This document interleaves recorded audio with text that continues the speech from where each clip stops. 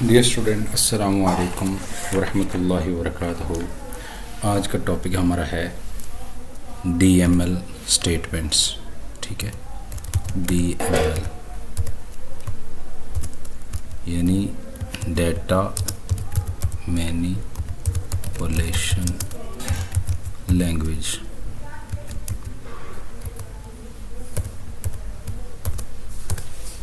तो data manipulation language में जो बड़ी बेसिक और मोस्ट इम्पोर्टेंट स्टेटमेंट्स हैं वो हैं सिलेक्ट।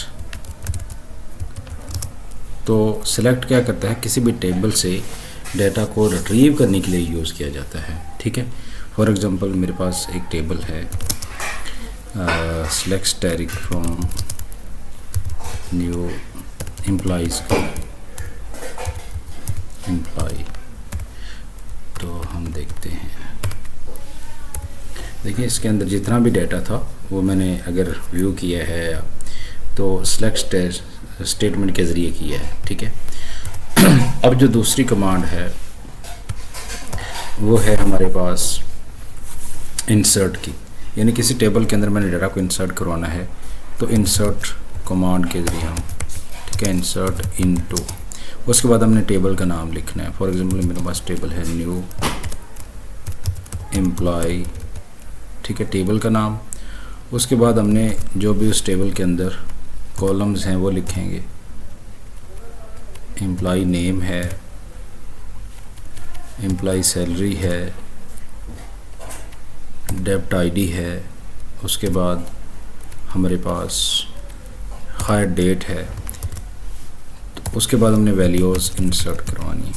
ठीक है, अब सबसे पहले एम्प्लॉय आईडी का जो कॉलम है उसके अंदर हम लिखेंगे यानी 3, फिर हमारे पास एम्प्लॉय नेम है वो हम लिखेंगे। फॉर एग्ज़ाम्पल मैं कह देता हूँ हसन, फिर हमारे पास सैलरी है, यहाँ पे लिख देता हूँ 65,000। ओके, फिर हमारे पास डेब्ट आईडी है वो मैं कर देता हूँ 4, और उसके बाद मेरे पास हायर डेट है। ठीक है, तो ये डेट को आप लिखेंगे 2_ डेट, उसके बाद आप लिखेंगे डेट। फॉर एग्जांपल मैं यहाँ पे लिख देता हूँ 12 अप्रैल 1996। ठीक है, और इसको मैं इस तरीके से आप डेट का फॉर्म सिंटेक्स जो ना वो लिखेंगे। सबसे पहले मेरे पास डे है तो DD लिखा जाएगा, फिर मेरे पास मंथ है तो MM लिखा जाएगा, ईयर्स है तो आप उसको YY लिखेंगे। ठीक है, अब इसको इंसर्ट करवाते हैं। ठीक है, ये देखिए डाटा इंसर्ट हो गया। अब हम व्यू करते हैं, select static from new underscore employ.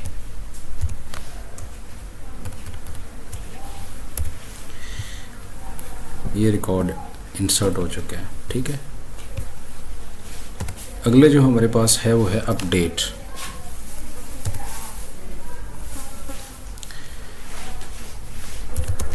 Update, तो इसका सिंटेक्स होता है कि अपडेट के बाद आपने कॉलम का नेम लिखना। फॉर एग्जांपल मेरे पास कॉलम यही है न्यू एम्प्लॉय का। ठीक है, यहाँ पे मैंने अपडेट न्यू एम्प्लॉय, फिर आपने लिखना है यानी आपने अपडेट का कीवर्ड लिखना है, फिर न्यू एम्प्लॉय। ठीक है, set column name, for example ये कॉलम नेम मेरे पास है एम्प नेम का नेम इक्वल। ठीक है, मैंने यहाँ पे नेम चेंज करना है और मैंने यहाँ पे मैंने कर दिया अजीम।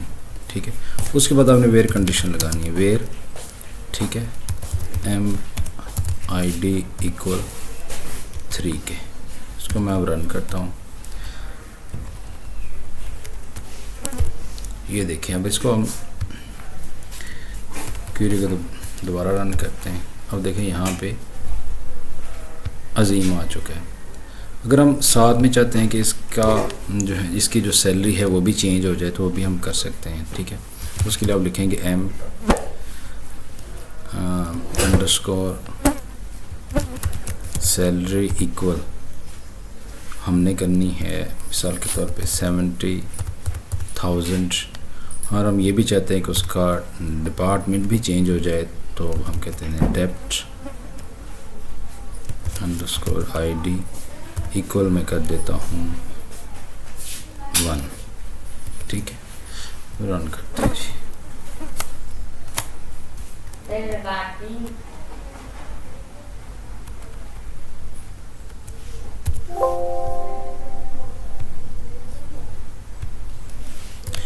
टू कर लेते हैं। ठीक है,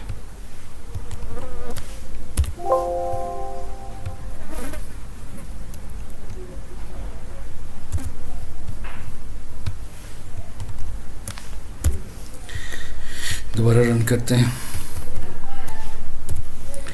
ये देखिए जी, चेंज हो गया, सैलरी भी चेंज होगी, डेप्ट ID भी चेंज हो गई।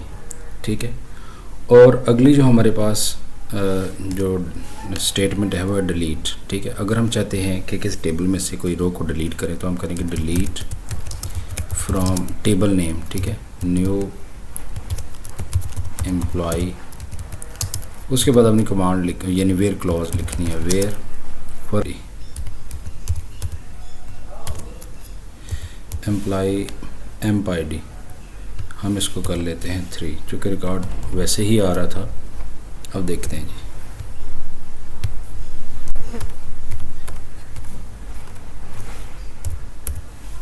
हाँ ये 2 रिकॉर्ड रह गए। ठीक है, तो उम्मीद है ये ट्यूटोरियल आपके लिए बड़ा ही मुफीद होगा। एक जो है ना लास्ट हमारे पास इसकी जो DML की स्टेटमेंट है वो है मर्ज, तो वो इंशाल्लाह अगले ट्यूटोरियल के अंदर हम उसको डिस्कस करेंगे, वो थोड़ा सा लेंथी है, उसको हम उसके लिए मैं सेपरेट ट्यूटोरियल बनाता हूँ। ठीक है, तो अस्सलामु अलैकुम वरहमतुल्लाहि वबरकातुहू।